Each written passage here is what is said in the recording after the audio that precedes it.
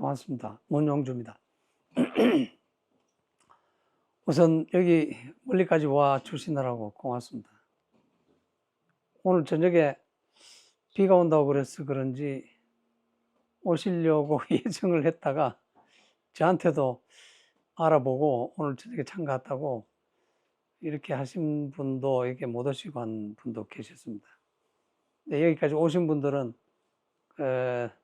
그만큼 또 애를 써가지고 오셨으니까 우선 감사를 드리고요. 저도 오늘 이 자리에 처음에서 봅니다.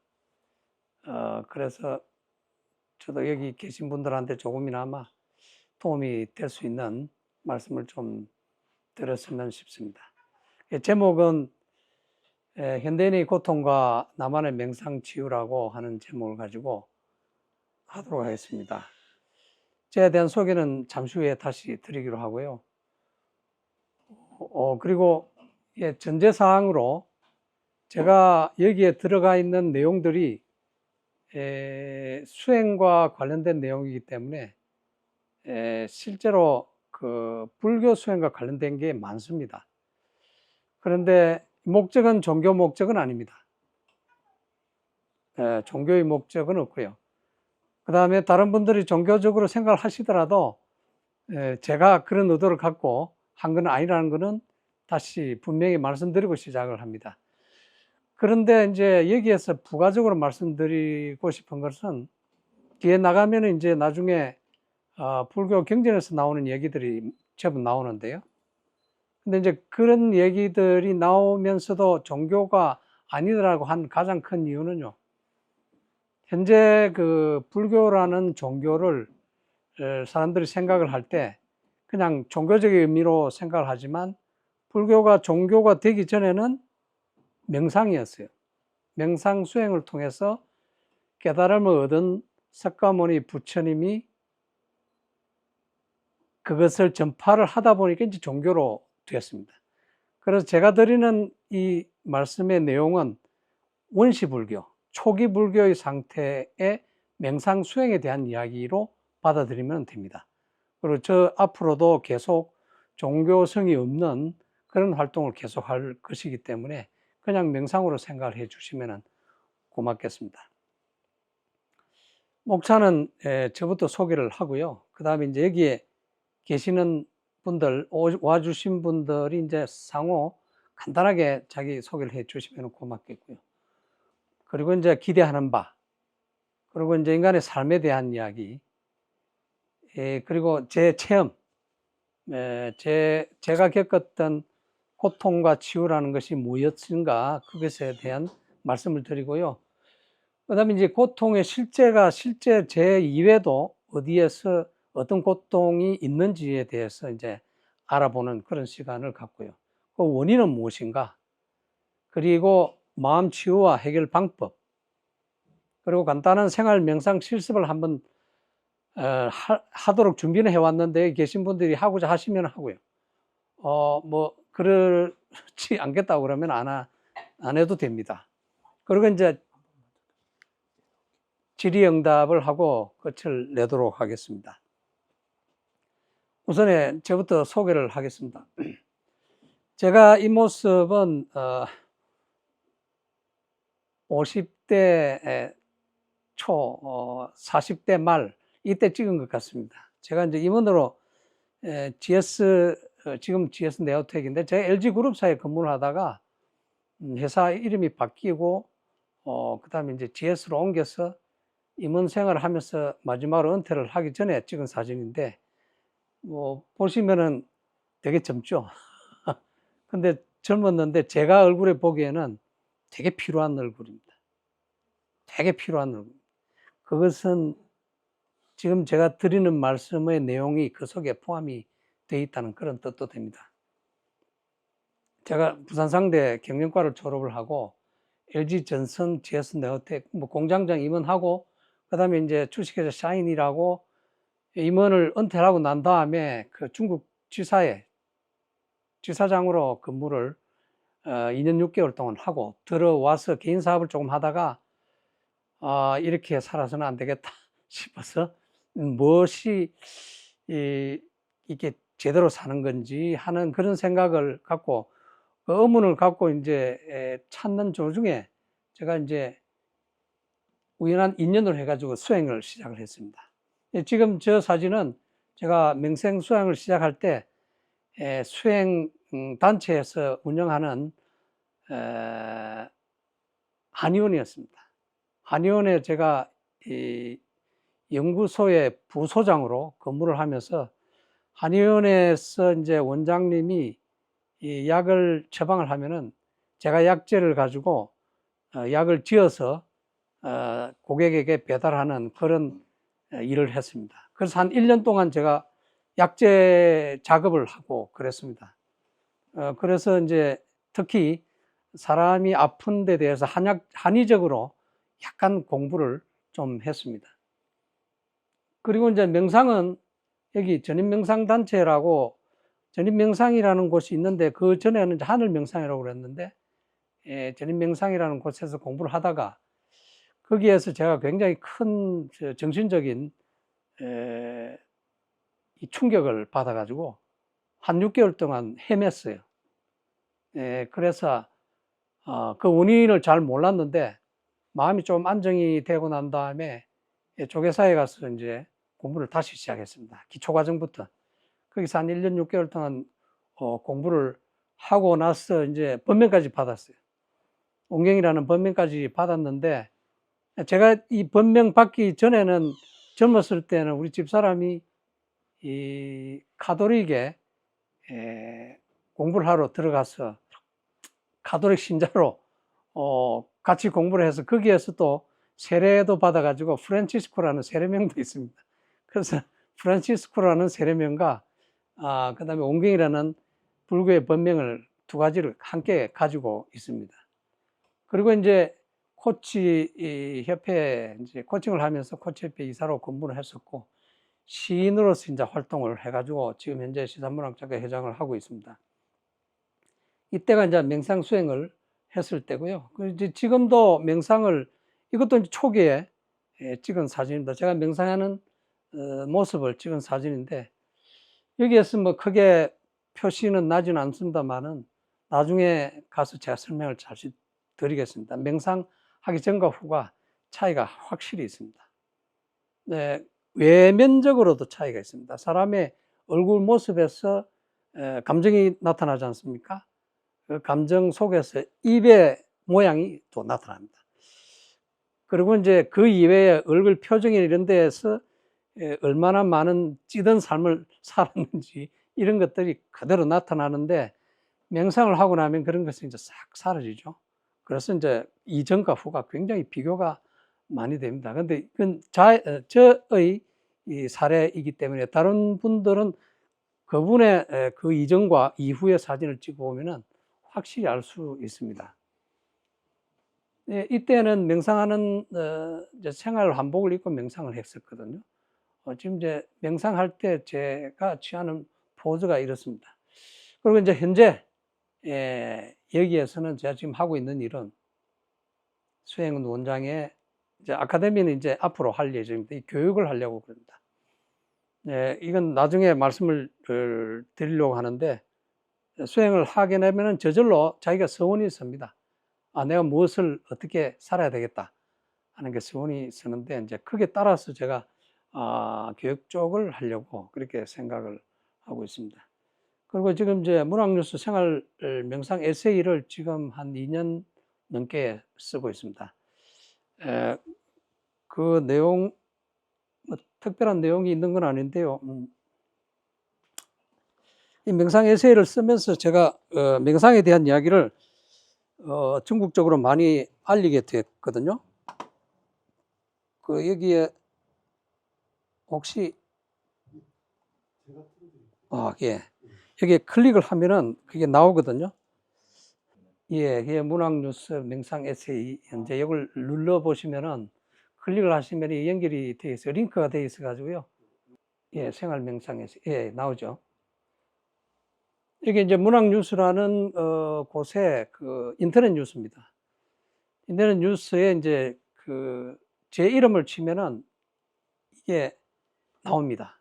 생활 명상에 대한 이야기를 지금 3년째 쓰고 있기 때문에 지금 130개 정도 들어가 있습니다. 한 주에 하나씩. 이번 주에도 써놓은 게 있습니다. 그래서 그 혹시 이제 추가로 아시고 싶은 분은 그 속에 들어가서 또 읽어보시면은 명상에 대한 도움이 될 겁니다. 여기 뭐 참선 이런 것이 깨달음이 주 목적이고 명상도 똑같은 목적입니다. 근데 지금 이제 명상과 관련된 여러 가지 내용을 앞으로 하게 될 텐데 그것은 명상의 일부 부분으로 할 수 있는 그런 내용들이라고 생각을 하시면 될 것 같습니다. 예, 지어주십시오.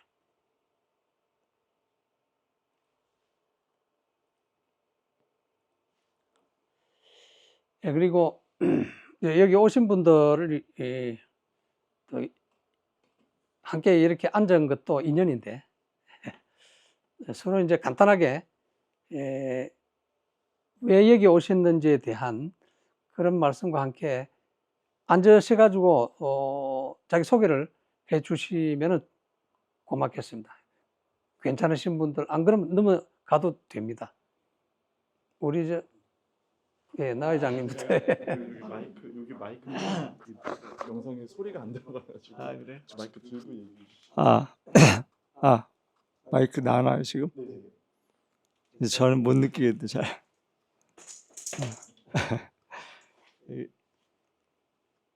뭐 무슨 말씀 드려야 될지 잘 모르겠는데. 여러분 안녕하세요. 반갑습니다. 박수는 안 치셔도 되고요.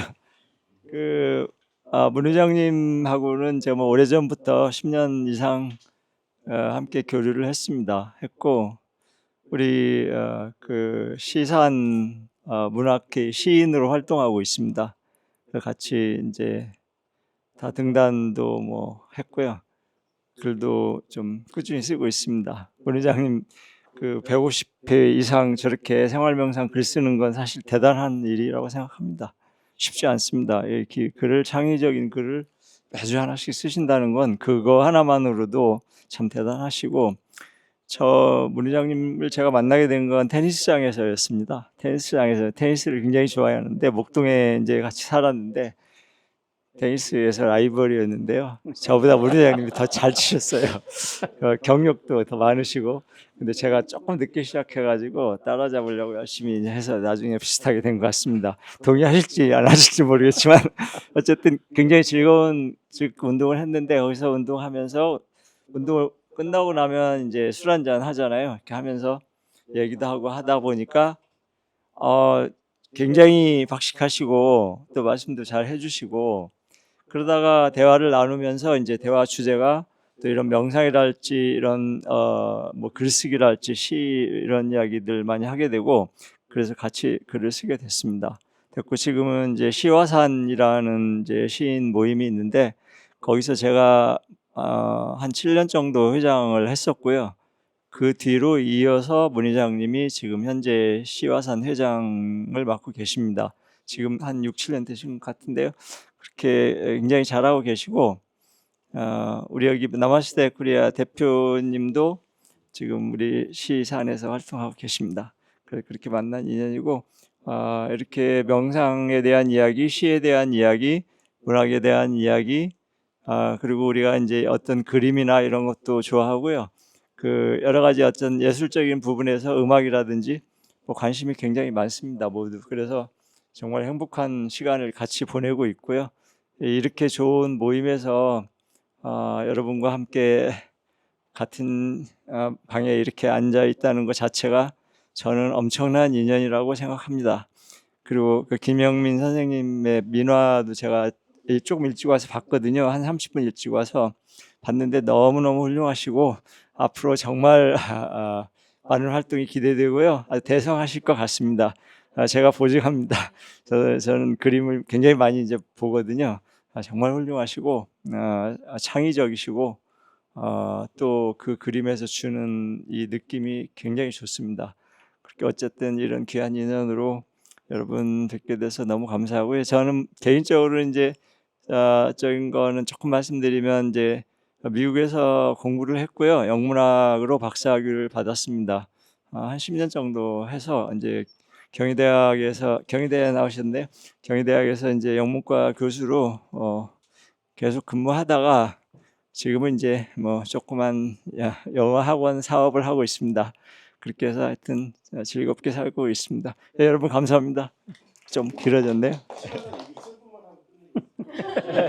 죄송합니다. 너무 죄송합니다. 너무 반갑다 보니 네, 안녕하세요.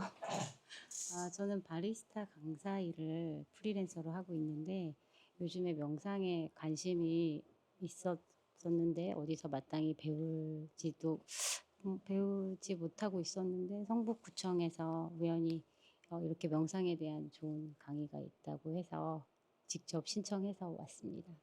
맞습니다. 예. 네.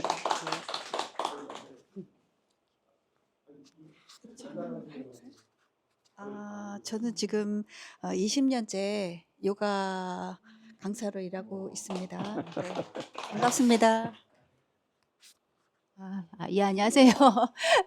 저기 김흥민 작가님 소개로 제가 사실 오늘 강의를 깊이 생각하고 오지 못했어요. 죄송합니다. 근데 선생님이 오늘 이렇게 뭐 참선하고 나오는데 저는 그 지금 겸재 정선 미술관 해설과 그다음에 문화재청 한국의 재발견 그 궁궐 지금 해설도 하고 있거든요. 그래서 한국사를 공부하다 보면은 교종 선종 막 이렇게 좀 복잡한 불교에 관한 교리를 어쩔 수 없이 해야 되는 경우가 많아요. 그랬을 때 갑자기 반가웠습니다. 아는 건 그거 하나밖에 없을 것 같아요. 앞으로 좀 많은 관심 많이 갖고 하겠습니다. 끝. 예. 감사합니다. 또 새로운 인연으로 다시 다른 데서 뵐 수가 있으니까요. 예. 그리고 제가 여기 오신 분들이 특별히 그 강의 제목을 보고 무엇을 기대하시는지 그것을 혹시 기대하는 바가 있는 것이 있다면은 말씀을 해주시면 고맙겠습니다. 어느 부위라도 좋습니다. 예. 그 제목이 원래 현대인의 고통과 이번에 그 강의 주제가 현대인의 고통과 그 나만의 명상 치유잖아요. 예. 이랬을 때 그 명상의 그 스펙트럼이 굉장히 넓잖아요. 예. 그 중에서 치유를 정말 어떻게 해야 되는지 예. 집에서 잘 할 수 있는 것과 예. 그리고 남들에게도 쉽게 얘기해 줄 수 있는 그런 명상의 치유적인 부분 정말 기대하고 있습니다. 예, 알겠습니다. 무슨 말씀인지. 또 다른 분 혹시 없습니까? 예, 그러면은 그것도 포함해서 말씀을 드리도록 하겠습니다. 이건 무엇이겠습니까? 투더지 잡기. 예. 투더지 잡기 그 놀이를 해보신 분들은 잘 아시리라고 생각이 듭니다. 이게 이제 방망이로 두드리면은 머리가 톡 튀어나오죠. 그렇죠. 예. 이 두더지 잡기를 가지고 제가 시를 하나 쓴 게 있습니다. 계고. 일체 계고란 말 아시죠? 네, 모든 게 고통이다라고. 마음바닥에는 언제나 두더지가 산다. 그냥 두면 가만히 있으나 머리를 두드리면 튀어 오른다. 잠시 얼굴 내밀어서 함께 울고 웃다. 두드리는 이 없으면 다시 숨는다. 모두 그러하니 별달리 생각 않는다. 크게 변하지 않으니 의구심조차 없다. 내 속에 왜 이런 게 있을까? 잠시 생각하다 잊는다. 마냥 두면 더 깊이 파고들어 품은 몸마저 괴롭힌다. 깊이 파헤쳐 숨은 두더지를 밖으로 나오게 하라. 그늘진 빛이 불이 되어 활활 타오르리라. 여기에서 두더지로 이름 지은 이 두더지가 어떤 것을 의미를 하는 것인지 혹시 생각나시는 분 있습니까? 두더지가 뭐라고 생각하십니까? 그렇죠. 그 중에서 마음 중에서 감성 중에서 어떤 것이 예를 들면 탐진치 같은 거 그런 것일 수도 있고요. 또 화 같은 게 정오 같은 거 이런 것일 수가 있겠죠. 그냥 가만히 있을 때는 잘 몰라요. 그런데 다른 사람이 화를 돋구면은 화가 오르죠. 근데 누구에게나 화나 정오심이나 이런 것들은 그 속에 숨어 있습니다. 이제 정오를 다른 쪽으로 이야기하면 시기와 질투와 같은 그런 것도 이제 그 속에 포함이 되겠죠. 근데 그런 것처럼 우리는 다른 사람도 그 정도는 되니까 그것을 당연하게 생각하면서 살고 있는 거죠. 근데 그것이 우리한테 미치는 영향을 사람들은 잘 모릅니다. 그것이 이제 나중에 우리에게 주는 고통과 연결이 된다는 것도 알 수 있을 거고요. 그리고 그것을 치유를 하기 위해서 이제 명상을 하게 되고, 아까 말씀하신 명상하는 여러 방법 중에 특별히 뭐 싱잉볼을 하시는 분들은 싱잉볼을 하시고, 요가를 하시는 분들은 요가를 하시고, 그 다음에 아로마를 하시는 분들은 아로마를 하시고, 저 같은 경우는 이제 그냥 수행으로 하고 있는데, 이것이 사실은 전부 다 연관성은 있습니다. 연관성은 있는데, 그게 이제 깊이가 어느 정도면 얼마만큼 길게 하고, 그 다음에 효과성을 얼마만큼 높이느냐, 그것이 주는 인간에 미치는 영향, 그리고 그것이 삶에 미치는 영향이 얼마나 크느냐, 그 정도 차이에 따라서 그 방법이 다 다르다고 이렇게 보시면 될 것 같습니다. 그런 얘기들은 이제 잠시 후에 계속 하게 될 겁니다. 인간과 삶에 대한 이야기를 잠시 드리면은, 우리가 이제 애가 태어나서 크잖아요. 근데 누구나 행복하게 살 수 있도록 사실은 태어납니다. 더더욱이 이제 가치 중에 최고의 가치라고 이야기하는 진선미 있죠. 진과 성과 미를 인간은 누구나 갖추고 태어납니다. 그런데 진은 거짓이 되고요, 선은 악이 되고, 미는 추함이 되죠. 근데 누가 만들겠습니까? 예. 내가 만들기도 하고, 사람 속에 있다 보니까 그 사람하고 같이 살다 보니까 어쩔 수 없이 자기가 그렇게 되기도 합니다. 하지만 이것이 실제로는 이런 말씀이 있죠. 천부생 무록진 지부장 무명지초라는 말이 우리 명심보감에 나옵니다. 그러니까 하늘은 복이 없는 사람을 결코 낳지를 않고, 땅은 이름 없는 사람을 기르지 않는다. 이름 없는 풀을 기르지 않는다는 말이 있습니다. 이 명심보감이에요. 이게 무슨 뜻이냐면요, 사람은 태어날 때부터 자기 복을 갖고 태어난다는 뜻이고요. 그리고 자기 복대로 살면은 자기 이름을 널리 알릴 수 있다는 거죠. 그러니까 이게 자기 복대로 살면은요, 사실은 행복하게 살 수 있는 겁니다. 그리고 진선미를 다 구현을 하면서 살 수가 있습니다. 그런데 그렇게 하지 못하는 것이 진짜 고통의 시작이죠. 그리고 어렸을 때는 다 이렇게 태어나는데도 불구하고 어른이 되면 이제 달라지죠. 지금의 모습들은 참 좋은 모습들이죠. 살면서 스스로 모른 채 본성을 잃고, 그리고 제 복도 잃고, 어렵고 힘들게 삽니다. 지금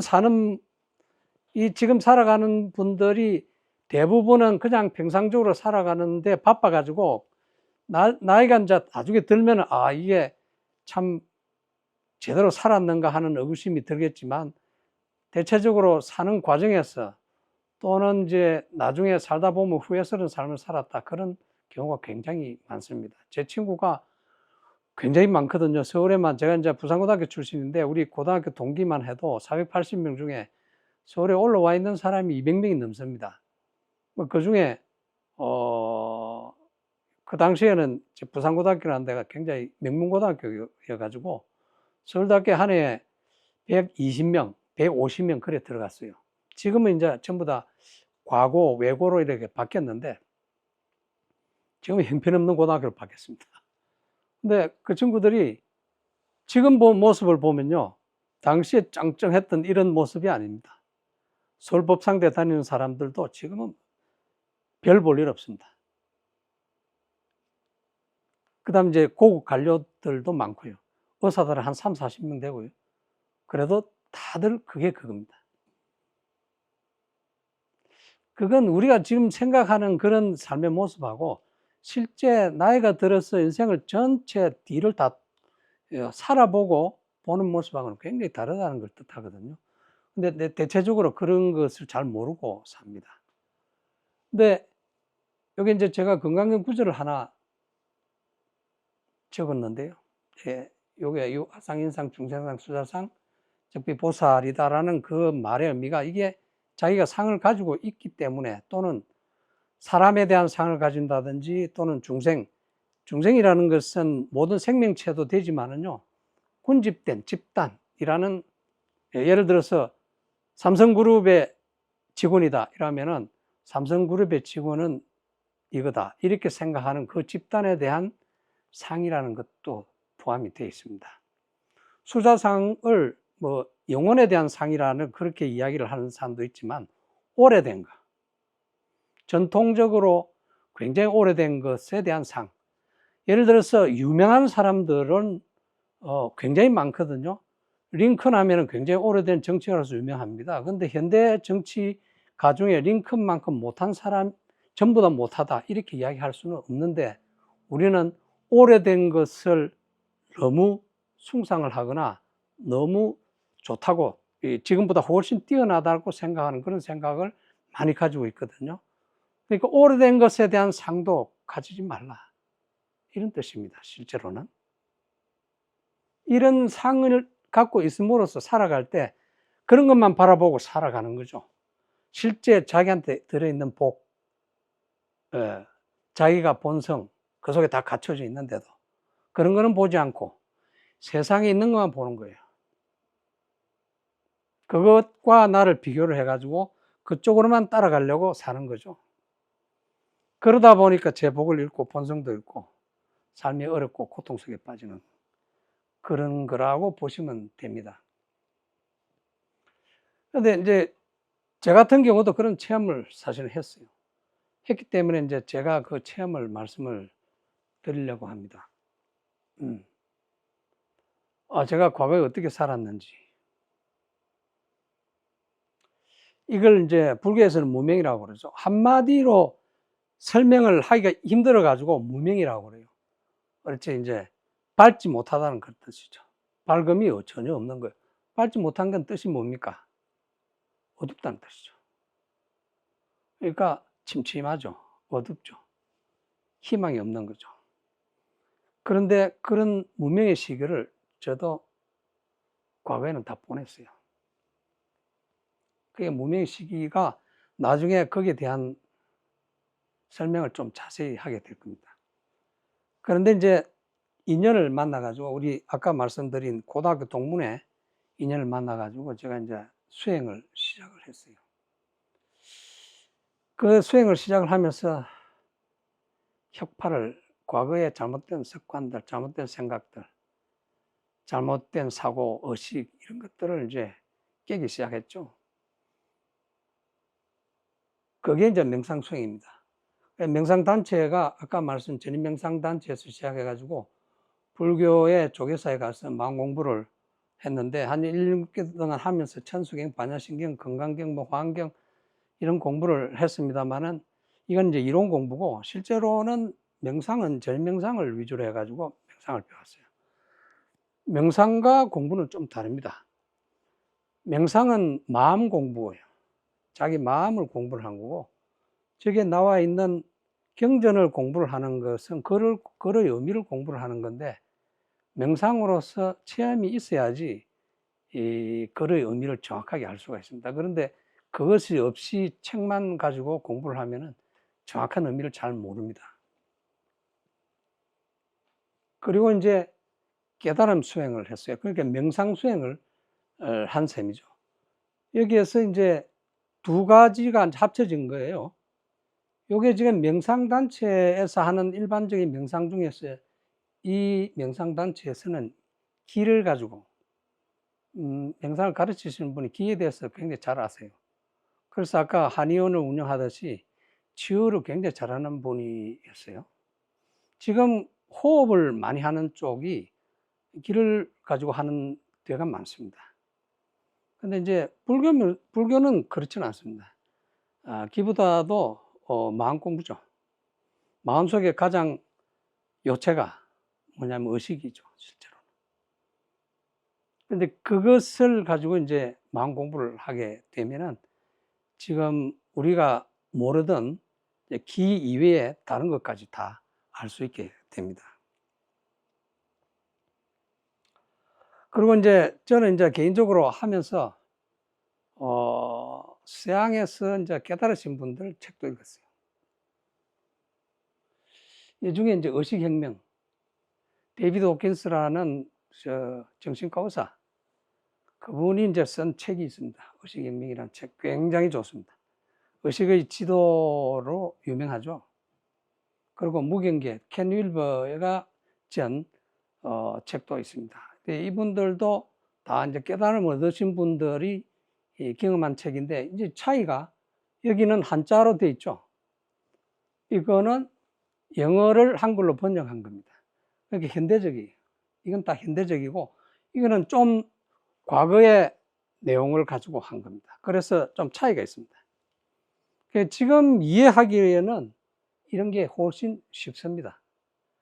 그런데 저는 이걸 공부를 하고도 이것도 함께 공부를 했습니다. 근데 같이 공부를 하면 훨씬 수월합니다. 그리고 이제 명상은 기본적으로 해야 되니까. 명상 없이는 이런 공부가 사실은 의미가 없습니다. 지금 제가 코치협회에 이사를 했지만 코치들이 이 공부 엄청나게 합니다, 이걸. 그런데 명상을 하지 않고 했기 때문에 효과가 별로 없어요. 효과가 굉장히 적습니다. 없다고 하기보다는 굉장히 적어요. 그리고 생활에서 행하는 깨달은 명상 수행과 마음 치유를 실제로 하게 됩니다.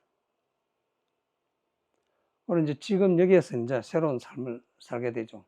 아까 제가 말씀드린 시문학이나 수행 지도를 하거나 아카데미 운영을 하거나 마음 치유를 할 수 있는 그런 일을 하게 되는 거죠.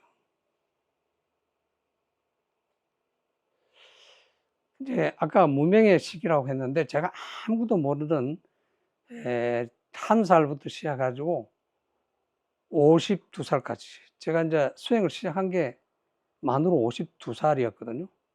되게 늦게 시작했어요. 제일 막차를 탄 셈입니다. 아마 지금 불교계에서도 50살이 넘으면 잘 안 받아주고 준다고 알고 있거든요. 요즘 50대 중반까지는 괜찮다고 이야기를 합니다. 근데 이제 저도 이제 사실은 막차를 탄 셈이었습니다.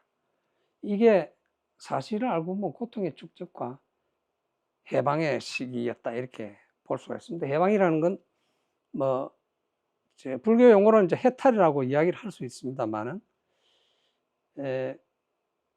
실제로는 자기 구속된 마음속으로부터, 억압으로부터 모두 탈출하는 것이기 때문에 그 용어의 뜻보다도 실질적으로 마음으로부터 해방되면 완전한 자유를 얻게 되죠. 그런 의미에서 해석을 이해를 하시면 좋을 것 같습니다. 영유아 아동 시기에 제가 큰 일을 한번 당했습니다. 저도 이제 어렸을 때이기 때문에 잘 몰랐는데, 여기 계시는 분들도 이제 애 키우는 분들도 계시고 이러기 때문에 굉장히 조심해야 되는 게 바로 이런 건데, 제가 1살 때 이야기를 들었습니다. 가마솥에 빠졌대요. 기어다니다가 바로 앉았는데, 그 앉아가 뒤로 몸을 기댔는데 거기가 여닫이 문이 돼 있어 가지고 부뚜막으로 떨어져서 그 밑에 솥에 물 끓이고 있었는데 그쪽에 빠진 거죠. 그래 야단났죠.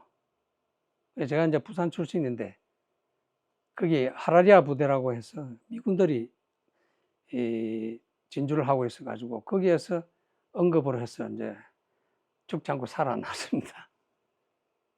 그런데 그때 한 살이지만 잘 모르긴 하지만 굉장히 큰 그 트라우마가 생겼어요. 지금도 여기도 화상에서 큰 상처가 있거든요.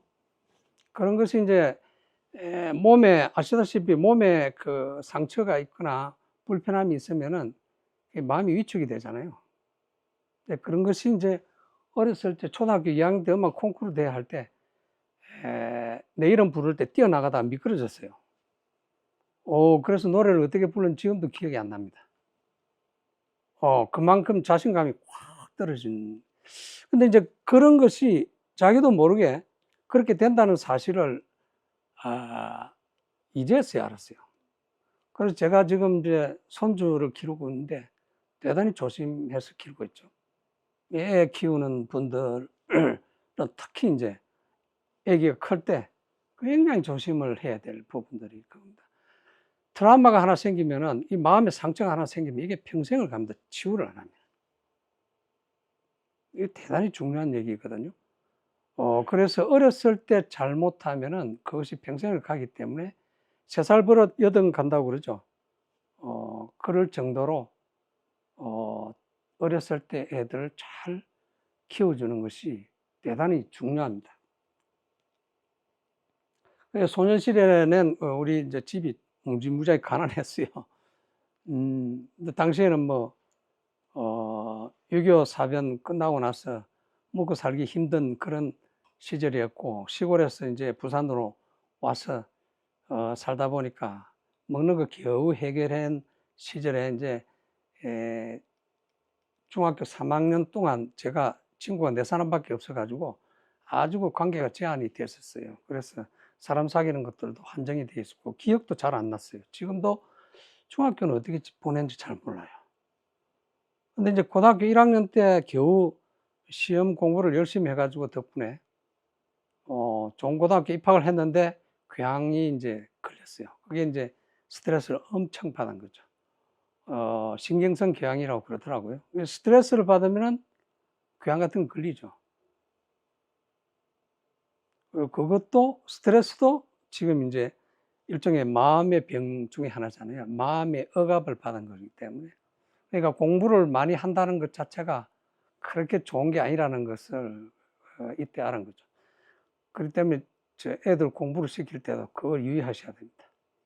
우리가 공부를 할 때 요즘은 공부를 너무 많이 시켜 참 큰일인데, 제가 교육에 대한 문제도 그 영상 에세이에다가 그런 게 많이 써놓았는데요. 운동, 그러니까 이제 체력이 없으면요 공부도 잘 못하거든요.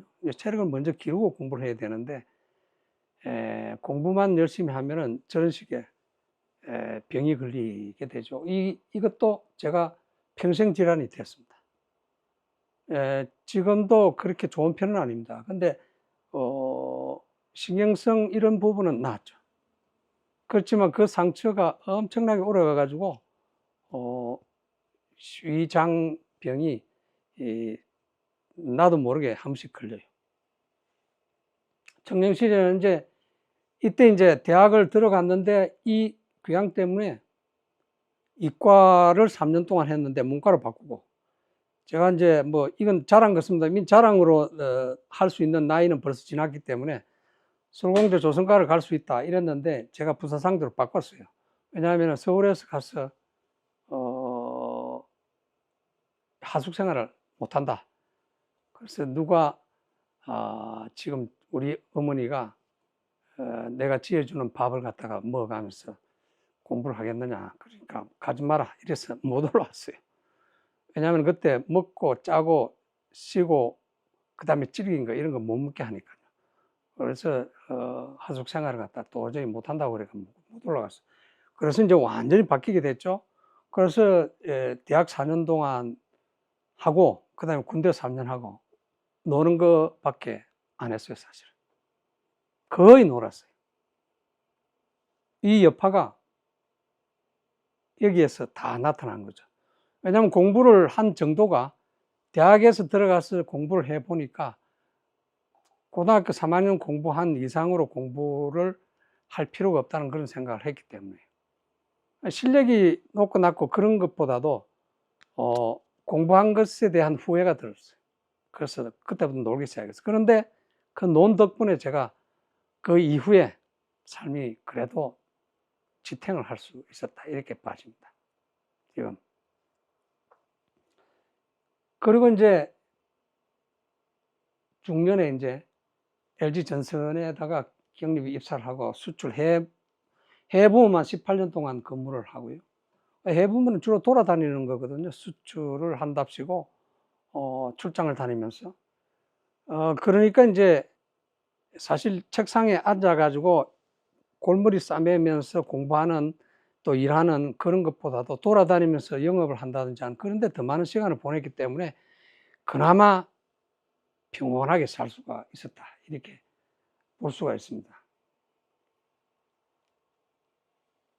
그리고 이제 작년에는 제가 그 중국에서 생활하다가 마지막 직장 생활을 거기서 하다가 이제 도저히 안 되겠다 해서 다시 들어와 가지고 인생의 가치를 새로 찾아야 되겠다 해서 아까 말씀드린 수행을 시작을 하고 이게 2005년 10월 달이니까요. 지금 이제 19년째입니다. 코치 활동을 이제 부분적으로 병행을 하게 되죠. 이때 이제 수행을 할 때 나타나는 현상이 이런 겁니다. 오열, 통곡. 엄청나게 많이 울었어요. 이게 혼자 운 겁니다. 제가 지금 양천구 목동에 사는데 목동에 이대 목동 병원이 있거든요. 제가 혼자서 목동 병원 옆에 있는 그 뭡니까? 안양천에 둑 있잖아요. 둑을 걸어가면서 거기서 엄청나게 울었어요. 제가 통곡을 했어요. 이제 오열 통곡을 하게 됩니다. 잘못 살은 것에 대한 것인데 특별히 제가 한 것은 진정성이 너무 없이 살았다. 진정성이 없었다. 대충대충 살았다 이런 것이죠. 인생을 대충대충 살았구나. 참 대충대충 살았다는 그 자체가 아무것도 아닌 것 같은데도 그게 수행을 하면서 이런 것이 나온다는 것도 놀랐어요. 이게 실제로는요 치유의 과정입니다. 오열하고 통곡하고 하는 게. 우리가 흔히들 감동을 느끼고 그다음에 눈물을 흘리고 하는 그런 것들 있지 않습니까? 그런 게 치유의 과정이잖아요. 그와 유사합니다. 그런데 수행은 이보다 훨씬 더 격하죠. 그리고 직접적이고. 그러면서 화울 비롯해가 불일체의 부정감정 이런 것들이 다 사라져 버리죠. 완전 해결하게 됩니다. 이게 이제 수행을 하는 것은 이제 지금 이게 굉장히 중요한 그 수행의 화두라고 보시면 됩니다. 12연기, 8정도, 4성대, 중도, 그리고 정득. 정득이라는 것을 저도 이제 하면서 처음 알았어요. 요즘은 이것이 많이 일반화됐는데 정득을 해야 수행을 한 보람이 있죠. 예. 그리고 서운을 세우고 이제 다시 태어난 거예요. 다시 태어나서 이제 지금 새롭게 사는 겁니다. 이 과정이 전체적으로 보면은 치유의 과정도 있고요. 그 다음에 새로운 탄생의 과정도 있고 그렇습니다. 그래서 아까 말씀하신 치유라는 것이 폭이 굉장히 넓습니다. 굉장히 좁은 치유. 깨닫는다는 말도 한 서너 가지가 한꺼번에 딱 몰려가지고 이렇게 톡, 아하, 이런 거구나 하는 것을 깨닫는다라고 이야기를 할 수도 있지만 우리 몸이 말이죠. 우리 몸이 세포로 이루어져 있잖아요. 7, 8쪽의 세포다 이렇게 이야기를 하지만 그 세포가 망가져 있다가 그것이 회복이 되면서 제자리로 돌아가면서 점차 다시 옛날로 이렇게 본래 모습대로 돌아가는 그런 과정을 치유라고 하기도 하고 그 다음에 본래 본성을 되찾는다라고 하기도 하죠. 그것이 실제로 치유라고 할 수 있습니다. 그런 치유라는 것이 우리가 흔히들 이야기하는 치유의 내용하고는 좀 다르죠. 몸 전체가 바뀌는 거니까. 우리 생각만 바뀌는 게 아닙니다. 몸 전체가 바뀌면서 생각이 또 나중에 또 다시 바뀌죠. 그런 과정을 겪는 것이 이제 이런 수행의 과정이라고 보면 됩니다. 근데 수행의 과정에서 우리가 절에 가면은 부처님의 결인 같은 게 있잖아요. 이런 것들도 저절로 나오죠. 그런 걸 이제 무드라라고 그럽니다. 인도에서는 이제 그런 명칭이 다 있죠. 그런 것들도 나오는 과정을 겪기 때문에 이제 내 몸이 정상으로 돌아오는, 그 전까지는 내가 내 몸을 너무 확대를 한 거죠. 그것조차도 몰랐으니까. 자, 이건 이제 제 체험이고요.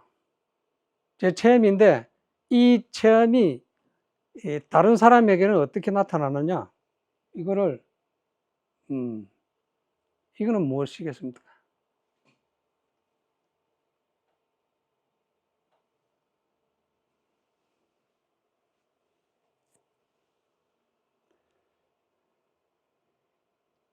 내가 만든 고통 중에 제일 중요한 고통이 바로 시간에 대한 거예요.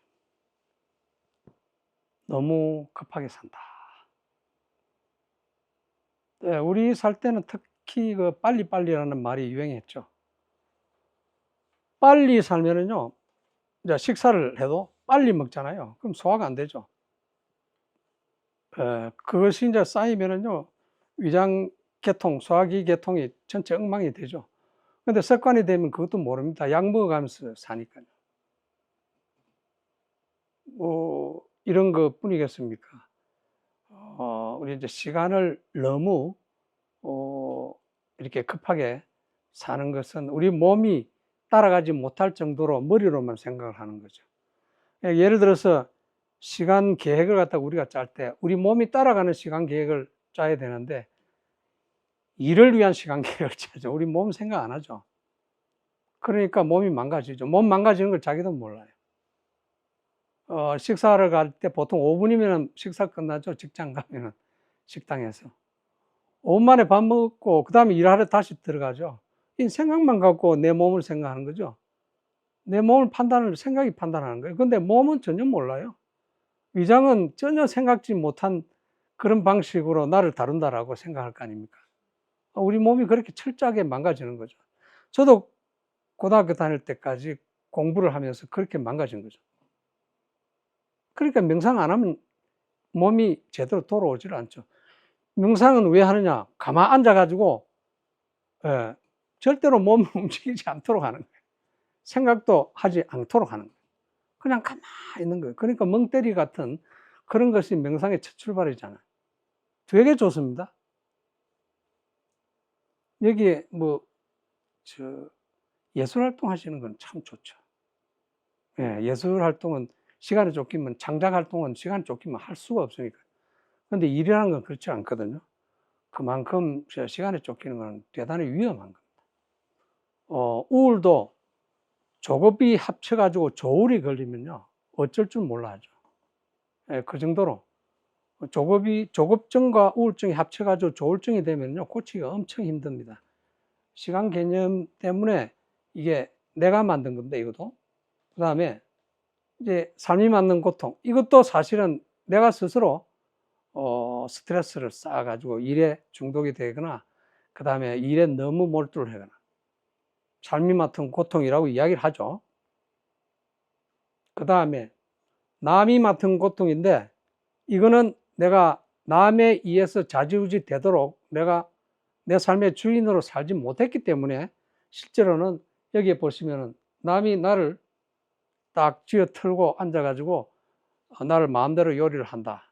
우리가 주인이 되라 라고 이야기하는 것도 바로 그것 때문에, 자기 삶의 주인이 되지 못하니까 남이 나를 마음대로 다룰 수가 있는 거죠. 남이 만든 고통이라고 이야기를 합니다. 근데 자기 스스로 그 기회를 준 거죠. 그리고 이제 이거는 이번에 그 이스라엘하고 그 전투가 있는 그곳에서 잡힌 사람이 다친 모습을 찍은 건데, 이게 뭐 세상이 만든 고통이죠. 전쟁과 같은 그런 일이 일어나면은 우리는 굉장히 힘이 없는 사람이잖아요. 저런 자기도 모르게 저런 속에 이제 들어가죠. 근데 전쟁을 누가 일으킵니까? 사람이 일으키잖아요. 정치인이 일으키죠. 자기의 정치적 목적을 달성하기 위해서 일으켜요. 오펜하이머가 굉장히 유명한 영화가 됐었죠. 원자탄은 누가 만듭니까? 사람이 만들어요. 오펜하이머가 주도를 해가지고 만들잖아요. 그 사람이 과학자지만은, 그 영화를 보시면은, 나도 나중에 영화를 봤는데, 제가 쓴 에세이에다가 그런, 글도 올렸는데, 과학자가 윤리성이 없으면은요, 저런 무기를 만듭니다. 오펜하이머가 그것 때문에 고민을 많이 했죠. 근데 결국은 지금은 원자탄이 공공연하게 일반화됐잖아요. 이북에서도 지금 원자탄 만들어가지고. 저게 이제 우리한테는 공포죠. 전 인류의 공포가 돼 있는 거죠. 근데 인간의 윤리성 때문에 그렇거든요. 굉장히 쉬워요. 그런데 남이니까 그렇게 된 것을 우리는 그냥 용인이 되는 거죠. 이게 세상이 만든 고통입니다. 이게 모두 마음에 축적돼서 마음이 만드는 고통의 늪에 빠져가지고 헤어나지를 못해서 우리가 사실은 고통의 오염이 돼가지고 고통에 젖어 사는 거예요. 그런데 그것이 습관적으로 되어 있기 때문에 둔감해져 있습니다. 민감하면은요, 수행을 하면은 굉장히 민감합니다. 민감하면은 내가 저런 오염에 젖어 있다는 사실을 압니다. 그런데 민감하지 못하기 때문에 젖어 있다는 사실은 몰라요. 그래서 이런 곳에서 환경이 좋은 곳에서 여유를 갖고, 그다음 자기의 몸을 깨우는 거죠. 자기의 몸을 깨우고, 몸을 깨운다는 건 자기 세포를 깨우는 겁니다. 세포를 깨우면 자기가 아픈 데가, 아프지 않았다라고 생각되는데 아픈 데가 이제 나타나기 시작하죠. 그건 자기가 몰랐던 거예요. 이게 모두 잠재되어 있기 때문입니다. 생활에서 시도 때도 상대도 없이 드러나면서 자신과 삶을 잘못되게 만드는 겁니다. 근데 이제 이거를 고치지 않으면요, 계속 나빠져가지고 나이가 들면은 이제 병으로 굉장히 악성 질환으로 나타나죠. 이제 화가 오래되면요, 화병이 되잖아요. 우리 모친께서 지난주에 돌아가셨는데 화병으로 고생을 많이 하셨어요. 네, 화병이 신부전증도 만들고요. 그 다음에 협심증 증세를 그대로 만들어요. 그러니까 화라는 것이 주는 영향이 굉장히 큽니다. 그것도 하나의 감정이잖아요. 부정적인 감정이잖아요. 그러니까 우리가 평소에 그 감정을 잘못 다스리면은 그런 감정이 없도록 만들어야 되는데 그것이 생기고 그것을 없애지 못하면은 그런 식으로 화병으로 가서 나중에는 신부전증이라든지 협심증이라든지 이런 증세까지로 발전하는 거예요. 그러니까 이게 습관병이거든요. 그러니까 습관병이 성인병 중에 습관병이 굉장히 많잖아요. 근데 그런 병이 실제로는 자기의 습관에서 이렇게 출발하기 때문에 자기의 습관을 바르게 고치면은 그런 병이 사전에 예방이 되는 거죠. 의사들이 지금 현재는 그런 얘기를 많이 하지 않습니다. 명상을 해라라는 얘기는 하진 않지만, 제가 한의원에 있을 때 조사를 해보니까, 독일이나 미국에서는요, 명상이라는 것은 암 치료에서 필수 코스예요. 그리고 침 같은 것도 해요. 근데 한국에서는 그거 하라는 데 없죠. 특히 침은 한의적이다 이래가지고 하질 않죠. 이제 환자를 위한 그 병치료가 아니고, 자기들을 위한, 의사를 위한 병치료를 하고 있는 셈이에요. 외국에서는 안 그런데, 그런 것들도 하나의 문제점인데, 근데 자기 몸 자기가 돌봐야 되니까, 그러기 위해서는 이제 자기가 갖고 있는 습관 중에 병을 유발하는 습관, 그런 것들은 이제 굉장히 조심해서 평소에 다스려 줘야 된다, 이런 얘기죠. 이게 다른 사람들도 겪는 고통은 비슷한데, 겉으로는 보이지 않으니까 다른 분들도 겉으로는 보이질 않아요. 또 생활 시에도 잘 나타나지도 않고 또 큰 차이가 없는 것으로 알고 그런 걸 무시하고 비교하면서 오히려 스트레스를 만들고 키우는 거죠. 그래서 병이 깊어지는 겁니다.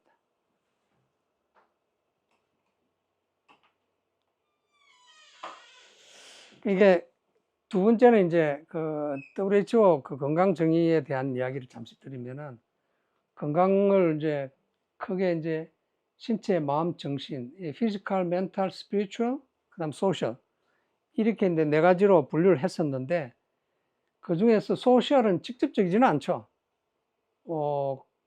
신체, 마음, 정신이 우리한테 직접적이고, 근데 이것이 이제 세상 속에서는 소셜로 나타나니까요. 서로 상호 영향을 주고받고 합니다. 자기가 자기 주도적으로 명상 같은 걸 하면서 평소에 관리를 한다면 이런 것이 필요 없죠. 소셜이 어떻게 돌아가든 그것은 관계없이 자기가 다스릴 수 있는데 사람의 마음이란 그렇지는 않으니까 사회적으로 그렇다면 그쪽에 유행에 따라다니고 새로운 것이 소개되면은 그것도 모르고 그냥 휩쓸려 들어가서 자기를 잘못되게 만드는 그런 식으로 이제 오도를 하게 되는 셈이죠. 그리고 어릴 때일수록요, 신체가 덜 성숙이기 때문에 신체에서 마음, 정신, 그 다음에 사회, 이런 순서대로 영향이 커지고요. 그 다음에 성인이 될수록, 사회, 정신, 마음, 신체의 영향의 순서로 대체적으로 영향을 받습니다. 그건 자기도 모르게 이렇게 돼 있는 상태죠. 그러니까 습관적으로 그렇게 하는 거죠. 그러니까 이제 이거를 고치려면은 사회적으로 고치는 것이 이제 우리가 일반적인 방식인 뭐 심리 상담을 한다든지, 그렇지 않으면은 심하면은 병원에 간다든지 그렇게 하겠습니다만은 이것을 통째로 다 고치려면 명상 수행을 하는 것이 전체적으로 다 일거에 다 고칠 수 있는 방법이죠. 지금 여기 이제 화를 내는 건강하지 못하면 고통이 오죠. 정신적 고통, 편견, 불신, 정오, 분노, 우울, 공황, 불면 이런 것들이 실제로는 고통이죠. 이 고통이라는 게 다양하고 굉장히 많습니다. 그 다음에 마음의 고통, 의심, 근심, 불안, 초조, 갈등, 등락, 마음이 업다운 하는 거죠. 그 다음에 스트레스. 여기에서 제가 조금 있다가 그 다음에 이제 성인병, 신체적 고통에 통증, 각종 통증들도 신체적 고통. 이것도 처음에는 통증이 아니고 불편한 정도, 불안한 정도였는데 그걸 무시하고 그냥 가다 보면 통증이 이제 되기 시작하죠. 습관성 성인병, 이것도 마찬가지죠. 그리고 화병은 갱년기에 가면요, 열이 확 올라오고 하는 그런 현상이 나타나거든요. 이게 화가 있기 때문에 갱년기에서 그런 현상으로 나타나는 거니까 갱년기 현상이 남자들도 그런 현상이 나타납니다. 갱년기 현상이 갱년기에 나타나는 그런 병이 별도로 있다기보다는 화가 그쪽으로 옮겨가는 거예요. 이렇게 보시는 게 훨씬 더 리저너블 합니다. 그리고 이제 우리도 흔히들 알고 있는 고혈압, 당뇨 이런 것들이 이제 습관으로 인해서 오는 병이 이제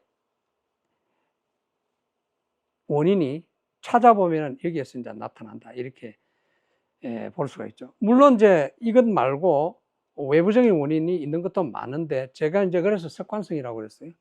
습관성 성인병 중에는 그런 것이 굉장히 많다. 식습관이 잘못돼 가지고 암이 걸리는 경우도 굉장히 많은 것과 또 마찬가지입니다. 그런데 이제 그것이 몸이 예민하면요, 스스로 그걸 거부를 하거든요. 근데 그걸 거부를 하지 못하게끔 자기가 습관이 잘못 들면 그렇게 되는 거죠. 그 다음에 사회적으로는 굶주림, 가난, 불결한 위생, 질병, 분열, 다툼, 살인, 테러, 전쟁, 환경오염, 기후변화 이런 건 지금 현재 우리가 평소에 예를 들어서 환경오염, 기후변화만 하더라도요, 우리가 평소에 환경오염을 안 시키겠다 이렇게 생각을 하고 살면서 쓰레기 치우는 거 이런 것들을 분리수거 잘하고 플라스틱 안 쓰고 뭐 이런 것들을 계속 하면 되지만 실제로 그렇게 하기가 힘들잖아요. 그러니까 우리하고 전부 같이 연결이 되어 있습니다. 근데 이제 수행을 하거나 명상을 계속 하다 보면은 이런 자각이 생기거든요. 아, 사회적으로 일어나는 현상 중에서 이런 것은 나라도 하지 않도록 하는 것이 훨씬 낫겠다. 이래서 그걸 바꾸면은 나한테도 좋지만 그 다음에 사회적으로도 좋고 세계적으로도 좋은 거죠.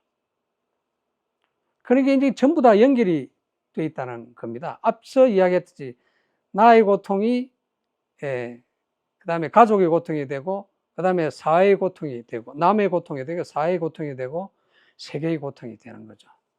근데 거꾸로 이야기하면 내가 좋아지면은요 전체를 좋아지게 할 수는 없어도 거기에 물들지 않고 살면서 그 다음에 좋아지게 만들 수 있는 거죠. 그런 게 이제 기독교적으로는 구원이라고 그러고 불교적으로는 구제라고 이야기를 할 수 있죠. 그분들이 못하는 거, 알지도 못하는 거를 하게 되는 거고 그 사람들을 도우고 살리고 구제하고 구원하고 사는 거니까요. 그렇게 이야기를 할 수 있는 거죠. 근데 그것은 본인이 스스로 이걸 다 경험을 해봐가지고 이것이 고통이고 이것을 구제를 하고 구원을 해줘야 되겠다는 마음이 서야지 이제 할 수 있는 거거든요. 근데 사람이 아까 감정이 다 치유가 되면 순수 감정이 이제 돌아오거든요. 순수 감정의 대표적인 감정이 뭐냐? 그렇죠. 사랑. 그 다음에 인. 유교적으로는 인. 불교적으로는 자비. 그 다음에 긍휼. 이와 같은 내용들입니다. 그런 순수 감정이 살아나면은 지금과 같은 일반적인 그런 감정의 상태에서는 못하던 것을 다른 사람, 전 인류를 위한 삶을 살 수도 있는 거예요. 이 세계적인 고통을 구제하기 위해서, 구원하기 위해서 어떻게 살아야 되겠다 이런 마음을 가질 수가 있는 셈이죠. 그래서 아까 감정이 굉장히 중요하죠. 그리고 여기에서 제가 이제 참고로 말씀을 드리고 싶은 것은 마음 공부라는 것의 마음은 좁은 의미로는 감정입니다. 좁은 의미로는 감정인데 그것을 넓게 키우면 정신을 포함한 것이기 때문에 그 마음의 통칭, 우리는 이제 마음 하면 그걸 통칭해가지고 전체를 포괄해서 이야기를 합니다. 그래서 마음 공부를 하면 정신까지 다 포함합니다. 정신 속에 가장 중요한 게 의식이고요. 그래서 의식을 바로 잡아야 실제로는 이런 고통이 전체적으로 다 해결이 될 수 있습니다. 이 고통의 원인은 과연 뭔가? 혹시 지금까지 한 것에 대한 질문이 있습니까? 제가 혼자서 일방적으로 이야기하는 것 같아서.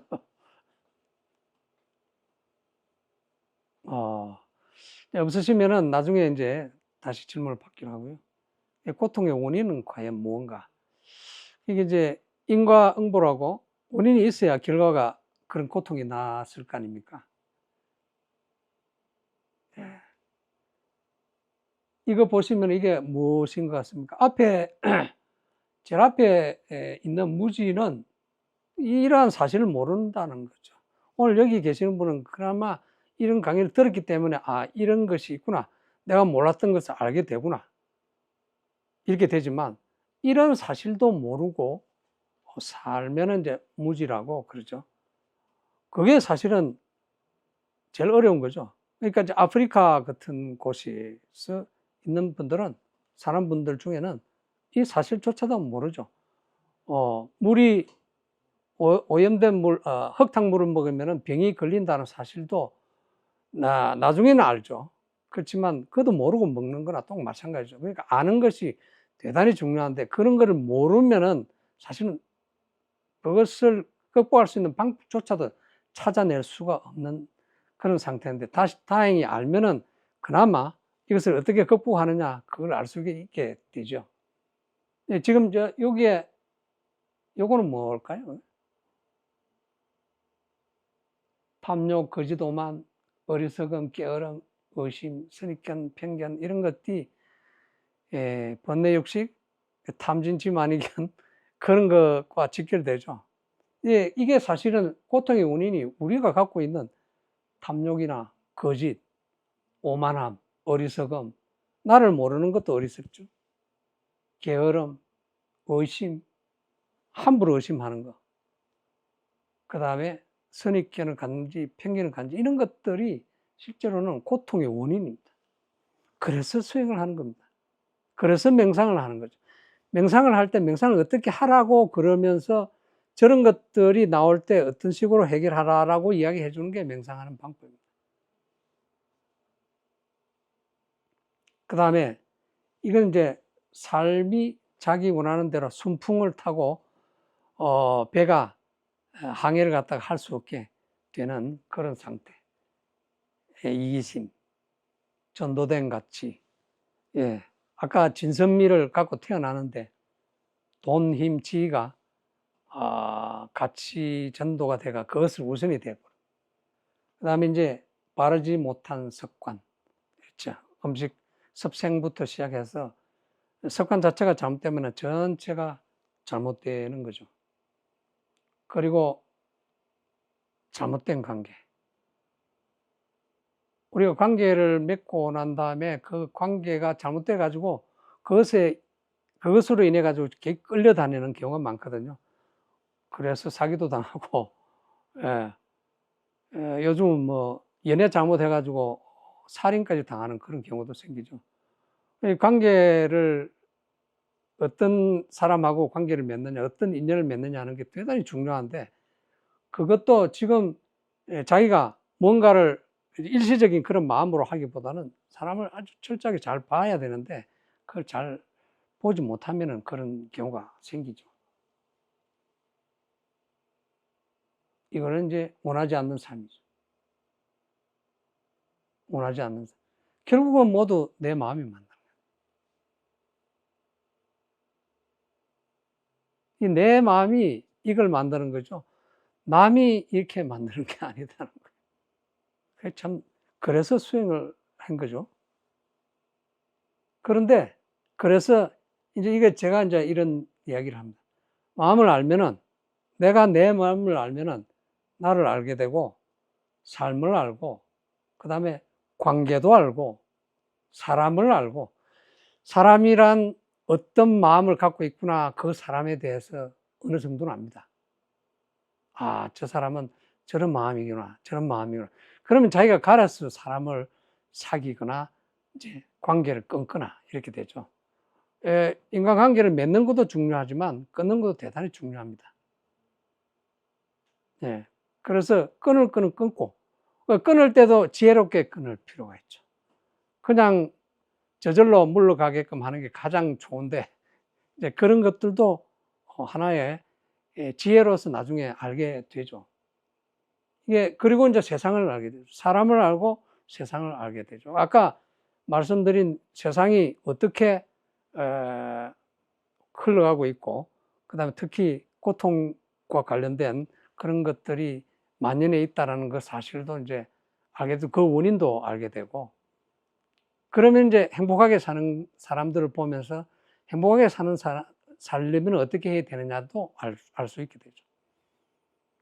그래서 이걸 다 알려면 이제 수행이라는 과정을 거치지만, 지금 우리가 보통 그 수행을 하지 않고 그냥 살아가는 사람들은 행복하게 살면 어떻게 사느냐, 거기에 초점을 두어서 살 수밖에 없죠. 그게 이제 일반적인 삶이라고 할 수가 있습니다. 그 다음에 이제 지금까지 고통에 대한 이야기를 주로 많이 했는데, 그 원인까지 이야기를 했잖아요. 내가 만드는 거죠. 근데 이제 치료와 치유에 대한 이야기를 좀 해보고자 합니다. 이게 이제 치료하고 치유하고는 조금 성질이 다릅니다. 이 사전을 찾아보면 굉장히 비슷하게 돼 있어요. 비슷하게 돼 있지만은 치유하고 치료를 이게 이제 저는 명상을 한 사람으로서 보는 관점하고, 그 다음에 의사들이 하는 걸 보는 관점하고 그 차이를 갖다가 비교를 해가지고 설명을 드리려고 합니다. 자, 이 수술에 대해서 수술하고 있는 분들이죠. 치료는 병이나 상처를 잘 낫게, 다스리가 잘 낫게 하는 거라고 이 네이버 사전에 저렇게 정의가 되어 있어요. 근데 신체를 우선으로 합니다. 수술을 하거나 약물 치료, 이게 사실은 최후의 수단이거든요. 그러니까 이것을 해버리면은 그 다음에는 이제 몸에 직접적인 영향이 오죠. 몸에 직접적으로 영향이 와서 사실은 최후의 수단이라는 말씀이면 이게 수술은 하나를 떼내는 거잖아요. 예를 들어서 위암 수술을 하는 사람은 3분의 1 떼내는 경우가 있고, 위절제를 3분의 2 떼내는 경우도 있고, 위장을 전체를 통째로 떼내 가지고 그 다음에 이 뭡니까, 식도하고 CBG하고 이렇게 연결을 시켜 놓고 그 다음에 거기에서 새로운 위장 기능을 만들어서 살 수 있도록 그렇게 만들어요. 친구 중에 그런 사람을 봤기 때문에 그거는 당장은 이제 아픈 곳을 치료를 하긴 했지만 인체에 엄청나게 큰 부정적인 영향을 주잖아요. 그러니까 나타나 있는 병의 약물이나 수술 포함해서 응급적이고 직접적인 원인 제거에 초점을 두는 거예요. 그리고 국소적이죠. 위암이 걸리면 위를 제거를 해버리는 거예요. 이런 국소적인 그런 부분에 초점을 주고, 예를 들어서 내과는 그래 좀 넓습니다만은 이비인후과 같은 데는요, 코, 귀 이런 데는 그쪽만 치료를 하잖아요. 근데 그쪽 치료를 하면서 이 기능이 이 신체의 다른 기능에 어떤 영향을 주는지에 대해서 그 사람들은 좀 알지만 우리가 알 수 있도록 그렇게 해주지는 못해요. 거기다가 이제 더 넓은 의미, 이제 삶에 대한 이야기까지 가지는 못합니다. 그리고 이제 소요 시간은 굉장히 짧죠. 그런데 근본 원인을 종합적으로 파악하기는 좀 부족합니다. 실제로는. 온전성이 훼손이죠. 인간의 온전성이 훼손이 됩니다. 몸이 훼손이 다 돼버리죠. 그래서 부작용이 굉장히 크죠. 약도 부작용이 큰데 수술은 부작용이 얼마나 큽니까? 자, 이건 이제 명상 같은 그런 것을 치유는 치료하여 병을 낫게 한다는데 이건 정신이 우선이죠. 앞에는 신체 우선인데 정신이 우선입니다. 나타나 있는 병의 직접적인 원인 제거 해결보다 근본 원인, 원리, 본질에 이르는 직간접적 부분을 고려해서 고치거나 완화시키거나 회복, 예방, 이걸 통해서 본성, 습관, 삶의 목적, 방식 종합적으로 반영했다. 치유는 그런 식으로 하는 것이 치유라고 보시면 되죠. 지금 싱잉볼 같은 그런 귀를 그렇죠. 이게 소리를 가지고 사람이 치유를 한다 이러면요, 소리가 우리가 뇌 기능에 자극을 줘가지고 뇌를 갖다 깨워요. 깨워서 뇌 속에서 작용을 하면서 뇌의 다른 부분까지 영향을 미치게 하는 거죠. 그러니까 그거는 긍정적인 영향입니다. 이 부정적인 영향이 뚝 자르는 거하고는 다르죠. 아로마도 코를 가지고 하죠. 향기를 가지고, 향을 가지고 하죠. 요가도 그렇겠죠. 몸을 가지고 하시죠. 그러면서 전체적으로 좋게 하는 긍정적인 효과를. 근데 자르는 거는 다르죠. 당장은 없앨 수는 있는데, 근데 지나가면 지나갈수록 부작용이 막 나타나는 거예요. 그러니까 치유하고 치료는 그런 점에 차이가 많이 있다고 봐야죠. 그런데 그렇다고 해서 치료가 필요 없는 건 아니죠. 수술이나 약물이나 이게 필요하죠. 왜? 급할 때는 해야 되니까요. 차이가 인간의 삶의 일시적 국소적 해결과 생애 전반적 해결의 차이. 생애 전 부분까지 영향을 미치는 것까지 고려를 하는 거예요. 의사들이 삶 전반에 대해서는 잘 몰라요. 삶에 대해서 잘 몰라요. 특히 제 친구들 의사 엄청 많거든요. 그리고 제 동수도 의사인데 그 사람들은 병원 속에 갇혀 있어가지고 인간관계도 굉장히 좁고 생활 반경도 굉장히 좁아요. 월급은 돈은 많이 벌어요. 자식들도 뭐 그 덕분에 잘 좋고. 그런데 그 사람들이 자기 직업에 대해서 만족도 이야기하면 그렇게 좋은 편은 아닙니다, 사실은. 신체, 마음, 정신, 습관의 결과, 대상, 원인적 접근 해결 우선순위나 정도나 파급 효과에서 상당한 차이가 있습니다. 의사는 신체 중심이고 마음 정신이 일부 접근 치료에 도움이 되도록 하지만 삶에 도움을 주지는 못하죠. 그러니까 마음이나 정신 부분에서는 그분들이 미치는 영향이 그렇게 크지는 않습니다. 심지어 정신과 치료를 하는 정신과 의사도요, 예를 들어서 제 동생도 이 알코올 중독 때문에 병원에 가서 정신과에 들어가 가지고 정신과 치료를 받는데 실제로는 제일 큰 역할을 하는 사람이 상담하는 사람들. 상담하고 교육하고 의사가 하는 거는 뭐냐면은 약 처방하는 거예요. 정신과니까. 그래서 이분들은 상담하고 교육하고 그다음에 마음이나 정신을 알아야 되기 때문에 그분들이 명상을 많이 배워요. 아까 데이비드 호킨스 박사 그 사람도 정신과 의사잖아요. 정신과 의사가 이게 근본적으로 좀 알아야 되겠다 이래서 그 사람이 명상 수행을 해가지고 깨달음을 얻으면서 그런 책을 쓴 거거든요. 정신과 의사들은 이런 필요성을 굉장히 잘 알고 있어요. 그런데 외과 의사든지 일반 의사들은 잘 모르죠. 근데 치유는 병증 치료는 의사 약사에게 맡겨서 응급으로 치료를 하고 마음 정신은 이제 자신이 해결해야죠. 이제 명상과 같은 그런 방식을 통한다든지 안 그러면 이제 필요하면 자기가 상담을 받는다든지 이렇게 해야죠. 바른 삶을 살면서 습관병의 근본적인 종합적인 원인 해결을 도모해서 습관 교정을 통해 예방도 가능하게 할 수가 있습니다. 단 자기가 그런 노력을 해야 됩니다. 근데 뭐 노력 없이 세상에 이루어지는 건 하나도 없지 않습니까? 그런 점에서는 자기 몸을, 자기 인생을 보다 좋게 잘 살게 하기 위해서는 그런 노력이 필요하다고 봐집니다.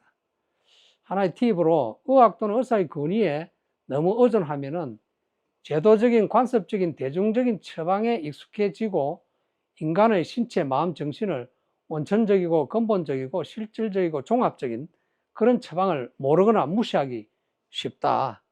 그래서 지금 거의 다 눈앞에만 보고 이 사회가 전부 다 제도적으로 흘러가는 겁니다. 근데 근본을 보면은 그렇지는 않거든요.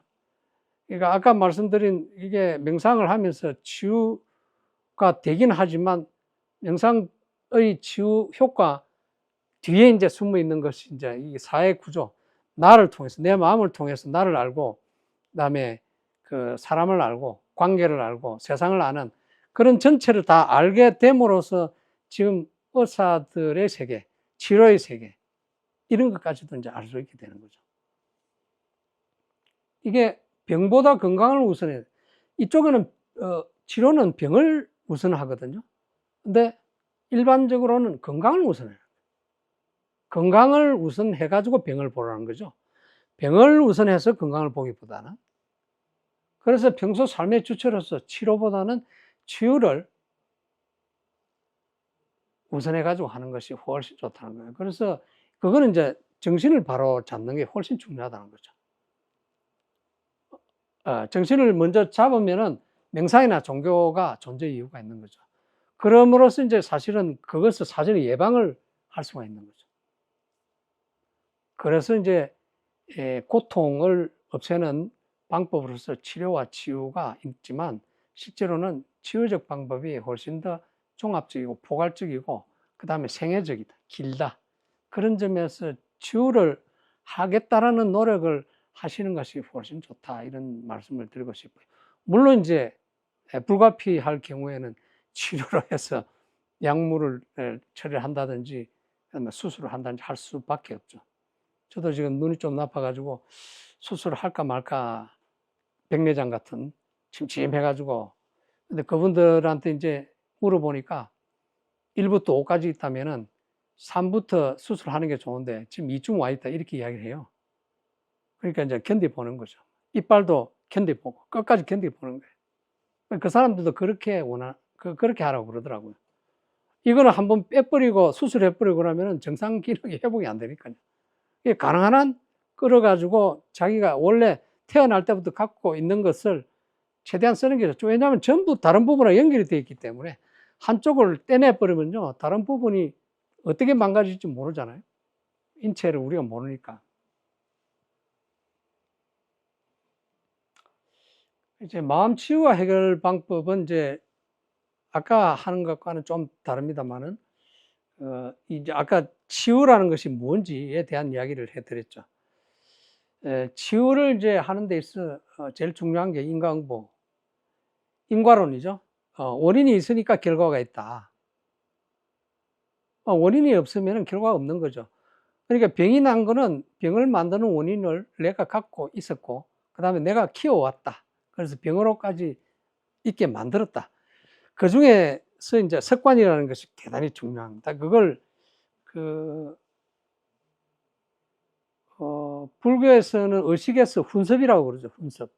훈섭. 예. 습관을 훈정을 하듯이 오랫동안 놔두면은 연기를 씌우듯이 계속 놔두면은 자기도 모르게 습관이 들어가지고 그 습관이 나를 갖다 잡아먹는 거예요. 서서히. 그래서 자기가 실제 어떤 병이 들어가고 있는지도 모르는 거죠. 습관이라는 굉장히 무서운 겁니다. 습관을 알기 위해서라도 명상 같은 걸 하는 게 참 좋고요. 그 다음에 이제 여행 같은 게도 굉장히 좋고, 현실을 떠나는 게 대단히 좋습니다. 지금 제가 이제 명상법에서 이제 지관이라고, 이제 만관찰인데, 지관이라는 글을 쓴 이유도 끊는 게 제일 중요합니다.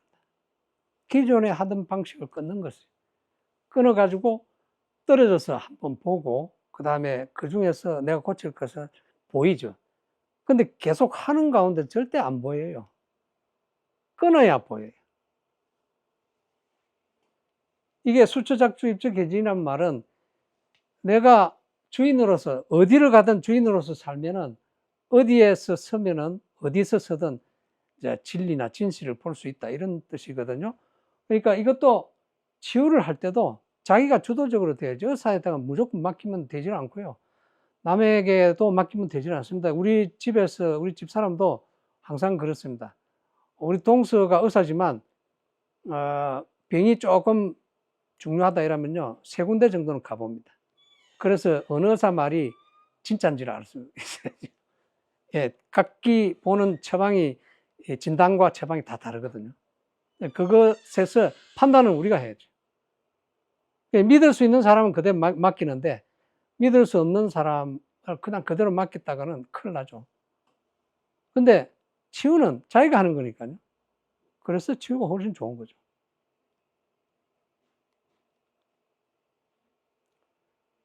이게 이제 명상이죠.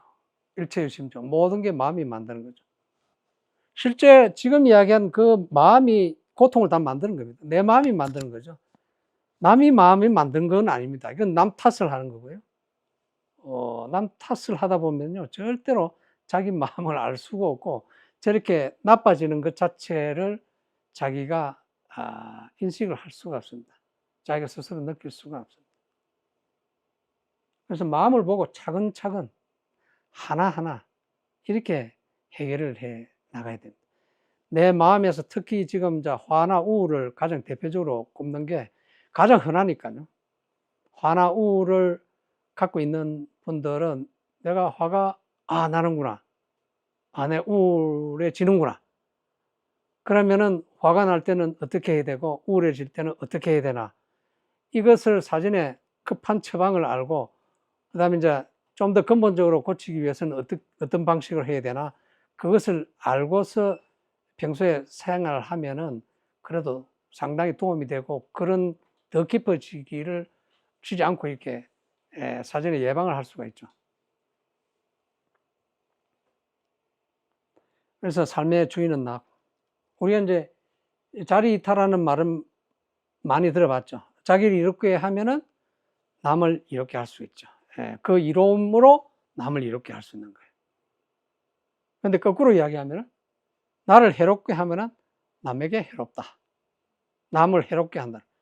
예를 들어서 내가 화를 갖고 있으면은 화가 아까 이야기한 화병의 원인이 되고, 신부전, 그 다음에 협심증의 원인을 스스로 만드는데, 그것을 고치는 것이 나를 이롭게 하는 거예요. 그거를 명상적으로 또는 심리학을 하신 분들은 심리 상담으로 고치면은 그 방법을 알잖아요.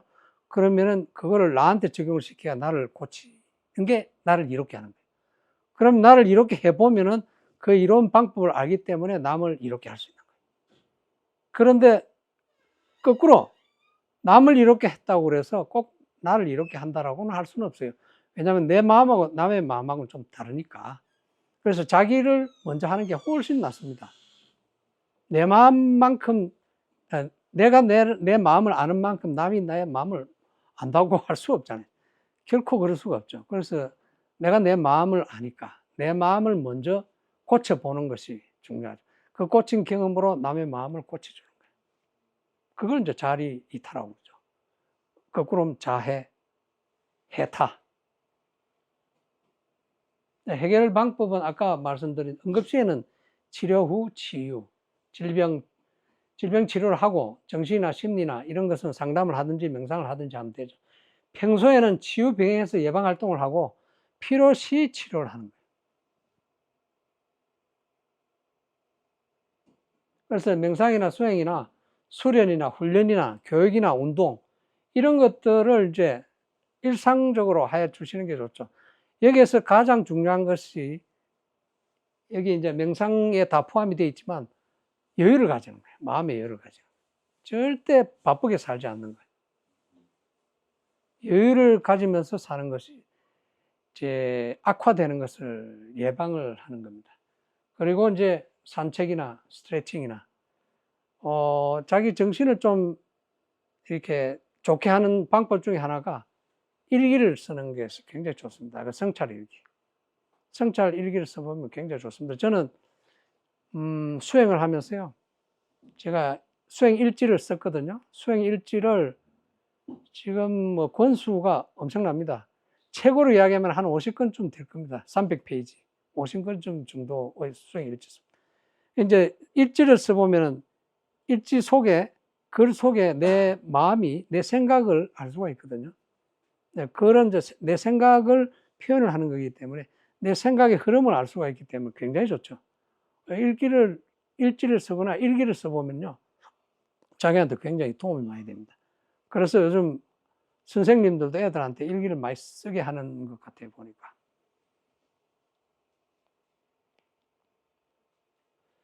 자, 이건 이제 어떻게 극복할 것인가, 치유 이외에도, 일반적인 이야기를 좀 드리면, 사회에서 일반적으로 경험할 수 있는 감동, 힐링.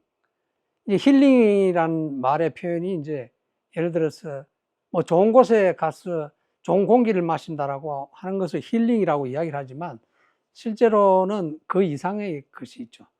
서양에서 이야기하는 힐링은 이제 치유의 뜻이 사실 있습니다. 치유, 치료, 수술, 극단적인 고통, 그리고 죽음, 이런 것은 일반적인 방법이거든요. 이것은 그렇게 권유할 만한 것은 못 됩니다. 왜냐하면 결국은 이게 고통과 죽음까지, 질병으로 해가 죽음까지 가는 방식이기 때문에요. 그리고 습관을 굉장히 무섭게 생각해야 됩니다. 예, 삶의 주인으로서 업무 책임감 부족. 아까 제가 통곡을 했다는 게 진정성을 부족. 내가 내한테 진정으로 대하지 않는다는, 내 삶에 진정으로 대하지 않는다는 그것이 부족하다. 그런 거를 정신적인 스트레스 완화 해결 방에서 체험하는 치유, 이런 것이 이제 사실은 훨씬 더 중요합니다. 이게 모르거나 아는 차이, 느끼지 못하거나 느끼는 차이, 판단 선택 그리고 실천하지 못하거나 실천하는 차이. 이거를 실천하지 못하면 아무 의미가 없습니다. 그러면 이제 작은 고통이 큰 고통으로 이렇게 가지 않도록 그렇게 만들 수가 있죠.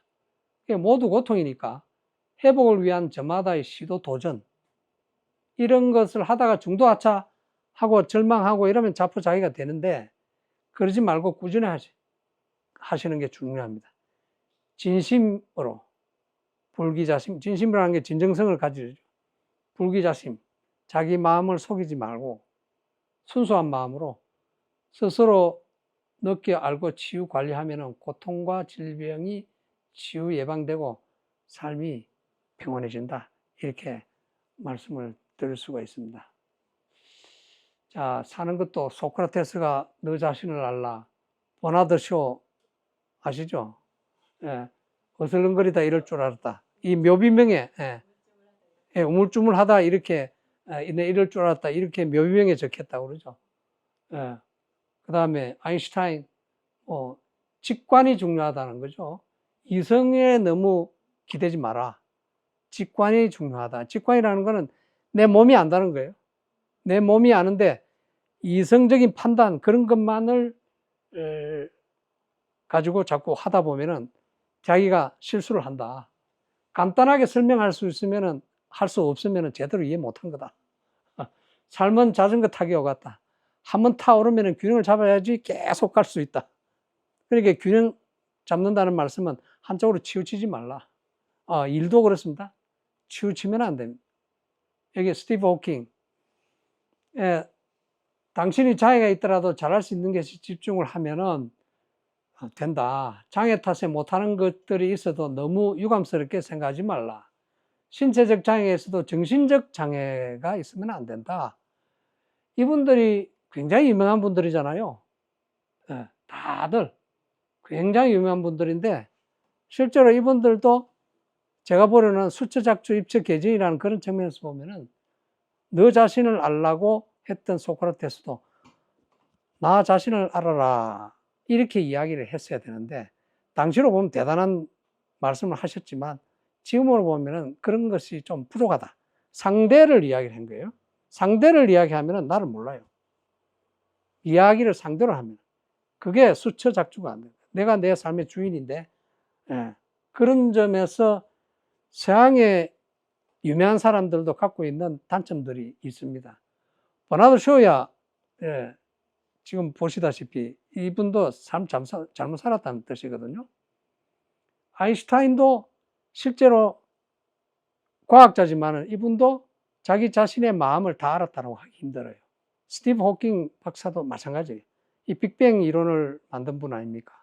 대단히 유명하죠. 이분의 실수 중에 하나도 있습니다. 저 지구가 살기 어려워질 때는 다른 행성으로 가라. 그래서 제가 글을 썼어요. 다른 행성으로 가면은 기존의 습관들을 그쪽으로 그대로 발현하면 행성이 쓰레기로 완전히 뒤덮여질 텐데 그렇게 해가지고 행성으로 갈 수가 있겠느냐. 그건 무슨 뜻이냐면요. 결국은 인간이 자기가 잘못하고 있는 것은 자기가 스스로 고치지 않으면 어느 행성에 가나 똑같다는 거예요. 서양은 물질 위주이기 때문에요. 동양의 유심론하고는 좀 다릅니다. 삶은 죽을 때까지 혼자 그리고 가족, 지인, 사회, 국가, 세계적 환경 속에서 함께하는 여정이고 이제 공동체와 같은 생활을 하는 거죠. 자기 잘못을 그대로 두고 남과 사회, 국가, 세계를 바꾼다고 하면 희생은 크나 실제 효과는 작다. 내가 내 삶을 바꾸면서 가족, 지인, 사회, 국가, 세계가 무리 없이 서서히 바뀌도록 하는 것이 훨씬 좋다는 거예요. 뭐 다른 종교 창시자나 세계적 위인들도 대체적으로 자기로부터 시작한 거예요. 바르지 못한 습관이 있으면 수시로 스트레스를 받을 것이며 삶 또한 원하지 않는 대로 간다. 그러니까 내가 아는 것은 모르는 것보다 비할 수 없이 작다. 우리가 많이 안다고 우쭐대고 오만을 떨다가 자기가 어떻게 잘못되는 것조차도 모르게 될 수가 있으니까 항상 하심을 하면서 배우는 자세로 사는 것이 중요해요. 명상은 과학입니다. 명상은 과학인데 2560년 전에 부처님이 깨달음을 얻은 그 깨달음 그대로 지금도 똑같은 방식으로 정득을 할 수 있게끔 되어 있어요. 놀라운 거예요. 그대로. 아까 제가 12연기, 8정도, 그 다음에 사성제, 중도 했죠. 그것을 정득하는 구조로 보시면 다 그대로입니다. 그게 경전에 다양한 예를 들어서 법화경에 자리이타라는 말이 나오는데 그런 것들도 해보면은 이게 자리이타구나 그걸 알게 되어 있거든요. 자리이타, 등각, 묘각 그런 순서들이 전부 다 정득을 하는 단계로 되어 있어요. 그러니까 그것을 명상 수행을 하지 않으면 그 이론만 가지고는 절대 되질 않습니다. 그게 과학이에요. 명상은 과학이에요. 알고 보면. 지금도 바뀌질 않고 있거든요. 그런데 매슬로우 욕구 단계설 그거 바뀌었어요 벌써. 그 내용 자체가 틀려요. 사회심리학자 굉장히 유명한 심리학자 경영학 이론에서도 나오는데 그러니까 사회과학 이론, 사회 이론들도 실제로는 과학적이라고 하지만 틀리는 게 많습니다. 그런데 명상은 안 그래요. 틀리질 않아요. 단 명상 방법이 뭐냐에 따라 다릅니다. 그거는 유의를 하셔야 돼요. 마음을 항상 관찰하고 보고 삿됨을 혁파하고 파사현정 그러니까 삿됨을 혁파를 하면은 발음이 나오는 거예요.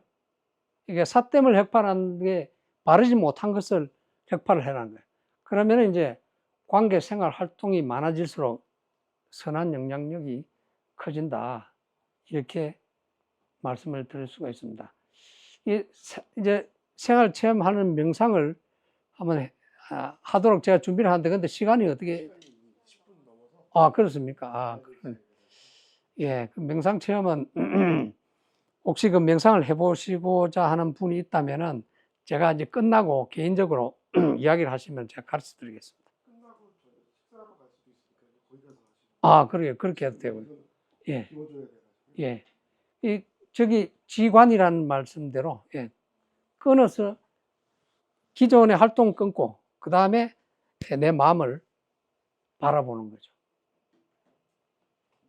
이거는 그거고요. 자, 질문 사항 있습니까? 못 봤습니까? 예. 알겠습니다. 다 끝내도록 하겠습니다. 예. 예. 저희가 여기 2학년 때 수업을 하는데 설문조사를 꼭 참여해달라고 그래서 바코드 좀 잠깐 열어봐 주셔서 이걸 좀